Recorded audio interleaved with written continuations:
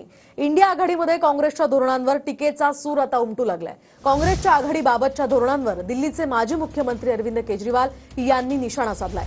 4 दिवसांपूर्वीच दिल्लीत आदित्य ठाकरे आणि राऊतांसह ठाकरेंच्या खासदारांनी केजरीवालांची भेट घेतली होती आणि या भेटीच्या वेळी केजरीवालांनी हरियाणा निवडणुकीचा किस्सा सांगत काँग्रेसवर टीका केली आहे। काँग्रेसला भाजप नाही तर मोदींविरोधातील केजरीवालांना हरवायचं होतं असंही या भेटीच्या वेळी केजरीवाल म्हणाले।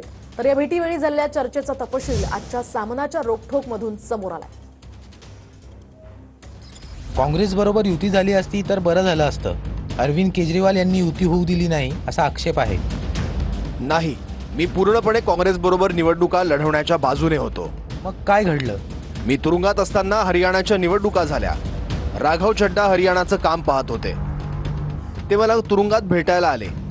मी त्यांना सांगितलं आपल्याला काँग्रेस बरोबर आघाडी करायलाच हवी, जागा वाटपाचं तुम्ही ठरवा। मग अडलं कुठे?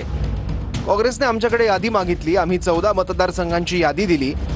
राहुल गांधी म्हणाले आम्ही आपला 6 जागा देऊ। मी राघवला म्हणालो हरकत नाही, 6 जागा घ्या। आम्ही 2 पावलं मागे आलो। राहुल गांधी म्हणाले केसी वेणुगोपाल यांना भेटा, ते फायनल करतील। राघव वेणुगोपालांना भेटले। ते म्हणाले 6 जागा शक्य नाही, 4 जागा देऊ। तुम्ही आमचे हरियाणाचे प्रभारी बावरियांना भेटा। चड्डा मला तुरुंगात भेटायला आले। मी म्हणालो ठीक आहे, 4 जागा घ्या। चड्डा बावरियांना भेटायला गेले तर त्यांनी 4चा प्रस्ताव उडवून लावला। बावरिया म्हणाले आम्ही तुम्हाला 2 जागाच देऊ। मी पुन्हा चड्डांना निरोप दिला, ठीक आहे 2 जागा घ्या। राहुल गांधी बॉस असताना त्यांनी शब्द देऊनही आम्हाला 6 जागा मिळाल्या नाहीत। 4 वरून 2 वर आले। त्या 2 जागांसाठी चड्डाही शेवटी भूपेंद्र हुड्डांना भेटले। हुड्डांनी भाजपचा गड असलेल्या भागातील 2 जागा आम्हाला देऊ केल्या।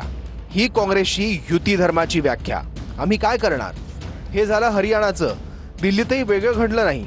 त्यांना भाजपला हरवायचं नव्हतं, त्यांना मोदी विरोधक केजरीवालांना हरवायचं होतं। एकूणच आपण पाहतोय काँग्रेसच्या आघाडीबाबत धोरणांवर अरविंद केजरीवाल यांनी निशाणा साधलेला आणि हे सगळं सामनातून आज लिहिण्यात आलंय।